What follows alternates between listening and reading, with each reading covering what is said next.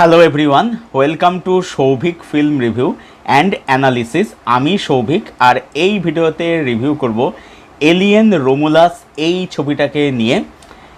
এবারে এই ছবিটার গল্প সম্বন্ধে আমি কিছুই বলবো না, তার কারণ হচ্ছে যে আমার মতে যারা এলিয়েনের আগের পার্টগুলো দেখেছে তারা গল্প সম্বন্ধে জানতে আগ্রহী হবে না, আর যারা আগের পার্টগুলো দেখেনি তাদের জন্য বলবো যে এই ছবিটা গল্পটা যত না জানবে, যত ফ্রেশ বা যত ফাঁকা মাইন্ড নিয়ে যাবে, সিনেমার মধ্যে তত বেশি ওয়ার্ক করবে। এবারে আমি যেটাকে বললাম যে আগের সময় দেখতে হবে, দেখো আগের সময় দেখার কথা আমি এই কারণেই বলছি যে দেখো মানে এটা কিন্তু এখন সিকুয়েল টিকুয়েল ব্যাপার নেই কিন্তু, ঠিক আছে?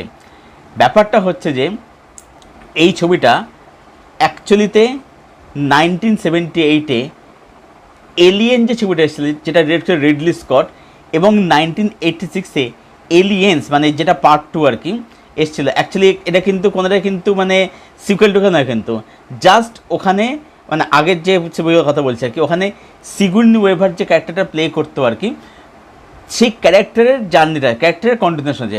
গল্প কিন্তু মানে আলাদাই আর কি, গল্প স্ট্যান্ড অ্যালোন, ঠিক আছে? তো পার্ট 2 যেটা জেমস ক্যামেরন ডিরেক্ট করেছিল আর কি, এলিয়েন্স, এই ছবিটা হচ্ছে দুটোর মানে একটা কম্বিনেশন। কেন বলছি? এই যে এলিয়েন রোমুলাস যে ছবিটা, এটা হচ্ছে অ্যাকচুয়ালি একটা হরর ফিল্ম, এটা হচ্ছে স্পেস হরর। দেখো হররের কিন্তু অনেকটা ট্রোপস হয়, আমি এটা নিয়ে সেপারেট ভিডিও আনবো যে অ্যাকচুয়ালি হরর বলতে আমরা কি বুঝি, হরর কত, এটা আমি একটা সেপারেট ভিডিও শীঘ্রই নিয়ে আসবো আর কি। এটা হচ্ছে একটা স্পেস হরর ফিল্ম। এবারে যারা এলিয়েন দেখেছে মানে বা এলিয়েন আগের পার্টগুলো দেখেছে আর কি, ছটা সিনেমা দেখেছে যারা আর কি, তো এলিয়েনের যে ফার্স্ট পার্টটা সেটা ছিল একটা পুরোপুরি horror film, space horror film. হ্যাঁ, সেই সময় ছবিতে ভিএফএক্সের কাজটা অত ভালো ছিল না, সেগুলো যথেষ্ট দুর্বল ছিল, বাট স্টিল ছবিটার যে প্রেজেন্টেশন, রিলিজ করে ডিরেক্টর সিগনের পারফরমেন্স বা ওভারঅল প্রেজেন্টেশন, সেগুলো কিন্তু যথেষ্ট কিন্তু ভালো ছিল, ঠিক আছে? হ্যাঁ, এখন কিছু দেখতে গেলে ভিএফএক্সগুলো একটু দুর্বল লাগতে পারে, বাট স্ক্রিন পে দারুণ ছিল ছবিটার মধ্যে। তো সেই ছবিটা কিন্তু রিলিজ করে ট্রিট করেছিল একটা হরর ফিল্ম হিসাবে। এবারে যেটা পার্ট 2, যেটা এলিয়েন্স, যেটা ডিরেক্ট করে জেমস ক্যামেরন, তো জেমস ক্যামেরন ছবিতে কী করেছিলেন, ওখানে উনি হররটাকে রেখেছিলেন, প্লাস ওখানে কী করেছিলেন, ওখানে হচ্ছে উনি তার সাথে একটা মায়ের ইমোশন অ্যাড করেছিলেন। যে আমরা দেখতে এলিয়েন্স মধ্যে যে সিগুন এবার একটা বাচ্চাকে প্রোটেক্ট করছে, আবার ওখানে যে বড় যে এলিয়েন, যে মা এলিয়েন যেটা আর কি, সেও তার বাচ্চাদেরকে প্রোটেক্ট করছে আর কি। সেখানে কিন্তু মা ভার্সেস মায়ের লড়াই কিন্তু সেখানে ছিল আর কি, ঠিক আছে? মানে ওখানে কিন্তু অ্যাকচুয়ালি যে মা এলেন তাকে কিন্তু পুরোপুরি কিন্তু অ্যাকচুয়ালি ভিলেন কিন্তু বলা যায় না আর কি, ঠিক আছে? কারণ সে তার একটা দিক কিন্তু রয়েছে। তো জেমস ক্যামেরন তার মধ্যে একটা কিন্তু মায়ের ইমোশনাল অ্যাঙ্গেল কিন্তু এনেছিলেন হররের সাথে। এই ছবিটার মধ্যেও হরর যেমন আছে, তার সাথে সাথে ছবিটার মধ্যে কিন্তু একটা সম্পর্কের ইমোশন কিন্তু রয়েছে, দুটোকে ব্লেন্ড করেছে। এবং যারা আগের পার্টগুলো যা দেখেছেন তাদের যেমন ভালো লাগবে, পাশাপাশি যারা আগের পার্টগুলো দেখেন, যারা কিন্তু ফ্রেশলি দেখছে, তারাও কিন্তু এনজয় করতে পারে। এবার যারা আগের পার্ট দেখেছে তারা এনজয় করছে নস্টালজিয়ার জন্য, কারণ দুটো পার্টেরই অনেক সিন কিন্তু অ্যাজ ইট ইজভাবে রিক্রিয়েট করা হয়েছে, ঠিক আছে? আবার যারা নতুন দেখছে তারাও কিন্তু ভালো এনজয় করতে ডিউ টু প্রেজেন্টেশন। হ্যাঁ, এবারে ডেফিনেটলি ভিএফএক্সের কাজ, সিজির কাজ, স্পেশাল এফেক্ট যদি বলি, সেগুলো দেখতে অনেক বেশি দারুণ লাগছে, প্রফেশনালও অনেক বেশি ঝাঁচক লাগছে। এবার যেহেতু ছবিটা আমি দেখেছি আইম্যাক্স স্ক্রিনে, আর আইম্যাক্স সিনেমা দেখলে যারা জানে, আইম্যাক্স সিনেমা দেখলে কিন্তু আর কিন্তু মানে অন্য সিনেমা দেখতে কিন্তু বেশি খুব একটা কিন্তু ইচ্ছে কিন্তু করবে না। আর আইম্যাক্স সিনেমা দেখা মানে একটা লাইফ টাইম সিনেমাটিক এক্সপিরিয়েন্স একদম। এবং যখন আইম্যাক্সে দেখছি ছবিটা আর কি, মানে এলিয়েনটা যেভাবে দেখাচ্ছে আর কি, ঠিক আছে? ছবিটার থেকে সারপ্রাইজ কিন্তু আছে, হ্যাঁ সেগুলো বলছি না, দেখতে কিন্তু দেখে সত্যি মজা আসে আর কি। স্ক্রিন পে কিন্তু বেশ ভালো, স্ক্রিন পে কিন্তু টু দ্য পয়েন্ট থাকে, এনগেজিং থাকে। নেগেটিভ পয়েন্ট আছে, এটা পরে আমি বলছি। স্ক্রিন পে কিন্তু ওভারঅল কিন্তু এনগেজিং কিন্তু, ঠিক আছে? শার্প স্ক্রিন পে, একদম শার্প এডিটিং কিন্তু একদম টু দ্য পয়েন্ট ছবিটা চলে। এবং ছবিটা যেহেতু হরর ফিল্মে ট্রিট করেছে, ছবিটার মধ্যে কিছু কিন্তু এবারে কিন্তু কিছু জাম্প স্কেয়ার কিন্তু রাখা যায়, যেগুলো কিন্তু জেনুইনলি কিন্তু ওয়ার্ক, অন্তত আমার জন্য ওয়ার্ক করেছে। আর পারফরমেন্স বলতে প্রত্যেকে কিন্তু খুবই ভালো পারফরমেন্স। এখানে নতুন প্রোটাগনিস্ট করেছে, একটা জিনিস এখানে খুব ভালো সেটা বলবো, সেটা হচ্ছে যে এই যে প্রিডেটার যে ছবিটা যেটা শোয়ার্জনেগার করেছিল আর কি, ওটাও কিন্তু একটা সাইফাই হরর, ঠিক আছে, ওটা কিন্তু আমি বলি সাইফাই হরর ছবিটা। এবারে প্রিডেটার ছবি মানে যে ফ্র্যাঞ্চাইজি বেশি চলো না তার কারণ যে ওখানে তারা না এই এলিয়েনের সাথে ক্রস ওভার করতে গিয়ে এই সেই হ্যান ত্যান করতে গিয়ে না ছবিটাকে মানে ফ্র্যাঞ্চাইজির উপরে ঘেঁটে দিয়েছিল।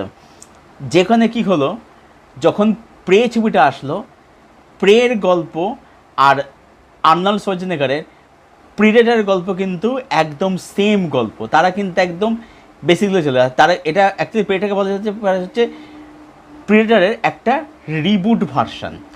ঠিক সেরকমই এলিয়েন রোমুলাসকে বলা যেতে পারে এলিয়েন আর এলিয়েন্সের একটা কম্বিনেশন বা এলিয়েন একটা রিবুট ভার্সন।